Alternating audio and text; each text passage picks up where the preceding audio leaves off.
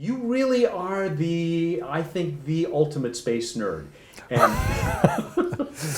I'm certainly very enthusiastic, and why don't we start right here? As long as we're in the living room, I'll show you a piece of Vesta. oh, cool. Someplace you've already been. Well, my spacecraft has been there, and it's taken all of us there in a virtual sense. And as we discussed not too long ago, there are meteorites from Vesta. In fact, we believe that more than 1 in 20 meteorites on Earth came from Vesta. And I don't know how well you can see this piece, but this was found in Australia in 1984. Hold that up a little bit straighter for us. There you go. There's a plastic cover on it. I hope that's the reflection isn't interfering with your ability to see it. But this is a sample of that distant alien world which Dawn has so recently revealed. Now, and I actually got this before I was even involved in the Dawn mission, before the mission had even been conceived. But as we discussed, I've been a space enthusiast for a long time, and to me the opportunity to have a piece of a distant world that people had been studying for almost 2 centuries was pretty exciting, although of course not nearly as exciting as the opportunity then to send a spacecraft there and explore it. Remind us, how do we know that that is actually a piece of Vesta? Well, there are several lines of evidence, but the strongest and the first comes from infrared reflectance spectroscopy, which was done in the early 1970s. So this is where we take the infrared light, that is light that our eyes can't detect, but that sensors can, and we break it up with a prism. So it's like when you look at white light through a prism, you see its constituent colors. When we do that with the infrared, the light carries the signature of the material that has reflected it, and the signature of meteorites like this one gives a perfect match for the signature of Vesta itself. There are other lines of evidence as well, and Dawn really clinched the story when it was there recently making measurements, proving that indeed these meteorites did come from Vesta. Let's see, why don't we start, as long as we're down here, just paying a little visit with Event Horizon. Oh, yes. Now, normally in the winter, he lives in a lovely indoor enclosure here. He's got his own little room and all sorts of wonderful facilities, but right now, since there's a little sun outside, we've got him out in what we call the catio, where normally Milky Way and Regulus spend their times, but here's Event Horizon. Those are the cats, by the way, right? Milky Way and Regulus? Right.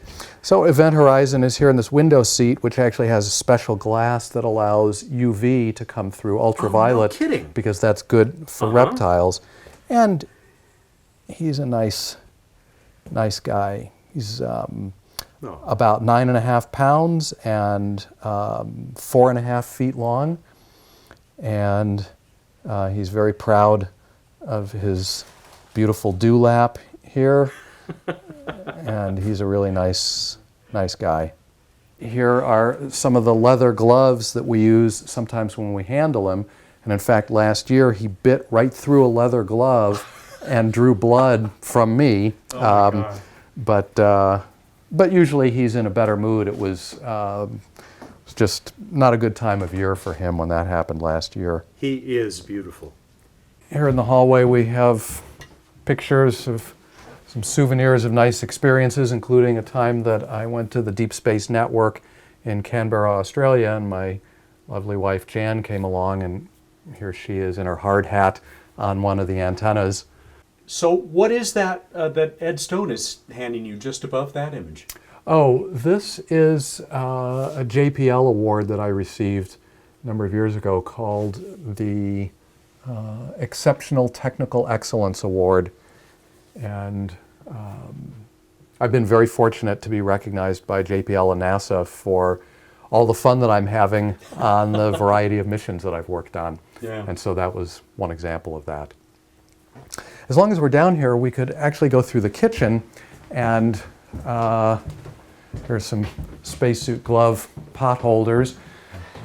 But my wife and I are very fond of nature, and so we have a number of tiles here depicting all sorts of things that we're interested in: dragonflies, mushrooms, butterflies, and that sort of thing. But here's one special tile that I think most of our listeners will appreciate. That's the Apollo lunar module, and couldn't leave that out. In the hallway here are a number of depictions of views of space that I enjoy. This is a print by Alan Bean, the Apollo 12 lunar module pilot, of a view from Apollo 17. This is also by Alan Bean of a view from Apollo 15.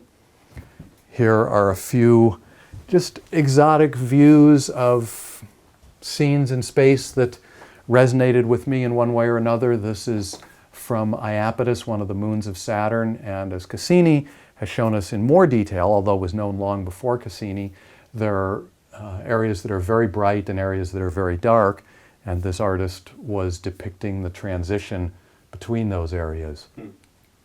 This is the large crater Herschel on the Saturnian moon Mimas, and the view of Saturn and its rings in the background. I really love that. So this is a depiction of a scene that I had longed for many years to see, and that I'm sure many others would have as well. So this is the surface of Mars. There are boot prints here, and flag of the United States and the former Soviet Union. Of course, that particular scene will never come to pass, but perhaps someday one much like it with a different set of flags will. And so I've always enjoyed that. How about this fiery image up on top here? I bet that one's special too. It is. That's the launch of Deep Space One, one of my missions, and we got off to a beautiful start, and even more importantly, had an extremely successful mission, both testing advanced technologies that were important for subsequent missions, and then going on after that primary mission with an extended mission that lasted 2 years and culminated in a truly spectacular encounter with Comet Borrelly. It was the United States' first mission to send a spacecraft with a camera to get close-up views of a cometary nucleus, and that was very rewarding. This is my space room. This has my collection of information and memorabilia that I've been accumulating since I was about 9 years old. And what's most important to me is the information. You can see I have many books here and over here. I have many files that I've compiled over the years, just to pick a drawer at random. These are some astrophysics missions, which I have organized according to the wavelength of principal interest in the mission. So begin here with missions actually that are studying particles, but then gamma rays, X-rays, ultraviolet, visible, infrared, microwave, and then other missions, for example, that measure gravity and that sort of thing. Which is about the coolest filing system I've ever heard of. Well, as I said, I'm interested in all of humankind's efforts to explore the cosmos, and those efforts have been vast and varied, and so I had to come up with some filing system that at least that worked for me. So, for example, down here are some of the earlier human missions from the United States anyway. These are some of the Apollo missions, Skylab, space shuttle missions, and of course there were so many that they occupy more than one drawer, but... You have a file for each space shuttle mission? Yes. And then over here, for example, are files that I've been compiling for many years from space activities of other countries. These aren't all the countries on whom I have files, but some of them. And you can see there's quite a variety of different countries here. And frankly, a lot more nations than I might have expected. Well, some of these countries have pretty minimal programs, but again, to me, it isn't whether it's the United States or any other particular country. I'm interested in what everybody's doing. We're all on the same side here in trying to understand the cosmos.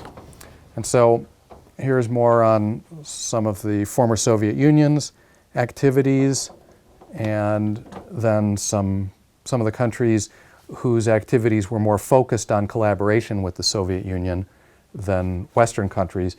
It's not significant, that in itself isn't significant, but I had to have some basis for deciding where to put them. Can I ask you, pull one of those out at random, just show us the kind of stuff that you collect. Well, okay, here's one at random. Or maybe not this at is, random. well, it's too late. Okay. This is from Mongolia, which had a joint flight with the former Soviet Union, Soyuz 39. And so here I just have, now I don't have a lot on them, but I have some of their insignias. I have copies of the letters I sent in order to get information from them.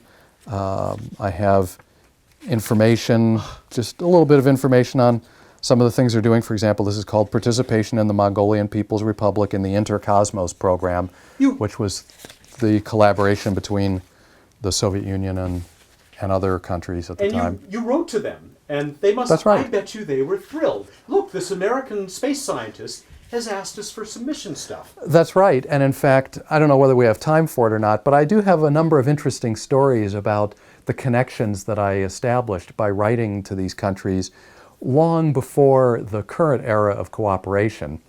And in fact, even when I was a graduate student, I was investigated by the FBI for my letters to, at the time, the Soviet Union and the People's Republic of China.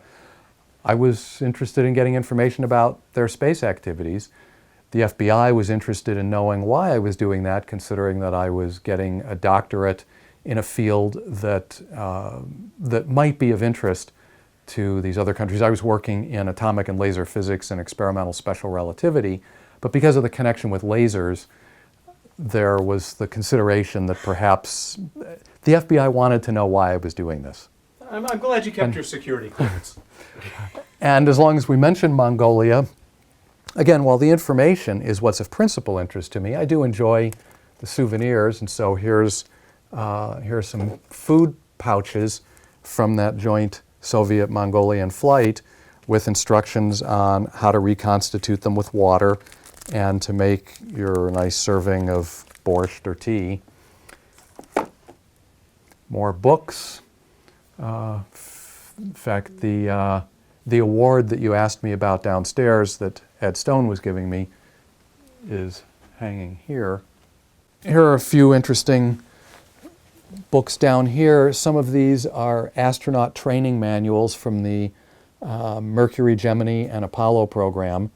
And so some of these are documents that the astronauts used in order to learn about their equipment or procedures that they would use. And I just can't get enough of Apollo. For that matter, I can't get enough of space exploration. Every little treasure means something to me, and every book contains something fascinating about space exploration, about how we do it, or what we've learned, or what we hope to learn, and I treasure every one. And I appreciate your interest as well. On your way out, Matt, you might get a kick out of my license plate here, Soyuz, and even the license plate frame, which says my other vehicle is in the main asteroid belt, and a few bumper stickers, some of which I came up with myself, just to keep other drivers amused.